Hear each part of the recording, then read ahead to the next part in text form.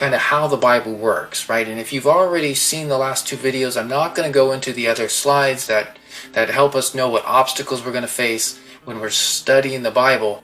What's really important to understand is that the documents that are inside your Bibles are historical documents, okay? And I like to think of them as historical documents from antiquity, right? They're from the 1st century and before.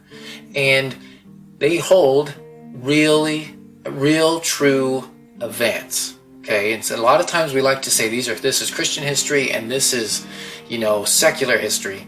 But really you can put them both together, because when you say it that way, it sounds like Christian history is, a faith-based only history, and the other is real and accurate and the thing to be reading. But you can just put them together. They are history. They're actual events. They're backed up by archaeological, findings. They did happen. They're finding more things every single day, it seems like, and every single year. So it's history, and you need to know about that.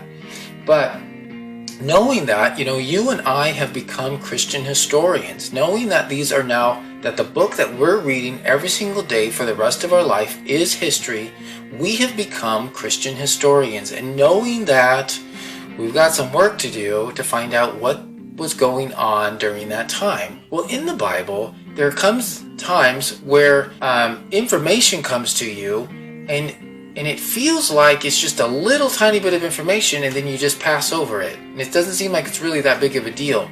But later, when you need that bit of information, you need to remember where you found it, right? You need to know what that is and where that is. And I call these little tidbits of information blink and you'll miss it moments, because really you were following the main part of the verse or the chapter, and then here the author put in a couple little pieces of information that allows you to know about the culture, maybe the geography, maybe what it was like there. I like to think that if you can get more of your senses involved when you're reading the Bible, the more alive that Bible is going to come to you. If you can get what it looked like, what it tasted like, what it sounded like, and what it felt like to be living during that time, the Bible is going to come alive to you like you've never seen it before. Right? It's going to be living history, and you're going to be like, oh my goodness, look at what they were thinking, look at what they were doing. That's what we're trying to accomplish here at Verse by Verse. So knowing that there's these blink and you'll miss it moments, I want to give you an example of what it's like.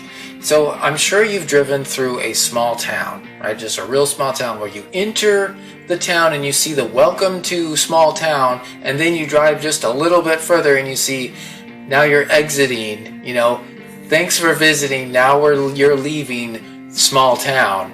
And you were going to get a soda or something at the convenience store, the only one in a block town, and it seems like that's the size of it, right? But now you got to wait because you blinked and you missed it, right? That's what this moment's like in the Bible.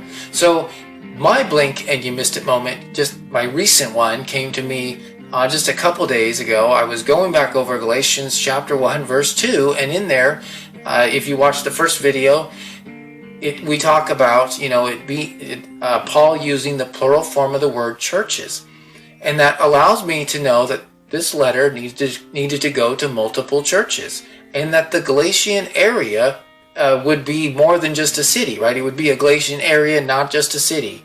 Well, Luke, the author of Acts, in chapter 18, verse 23, says, writes the word region in front of Galatia. And it allows us to know that Galatia is a region, making it a bigger body of land than just a city. And so those are the moments that are just in the Bible that you need to be aware of.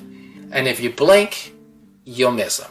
Again, my name's Jay, and this has been Verse by Verse. Thank you so much for listening, and I'll see you in the next video.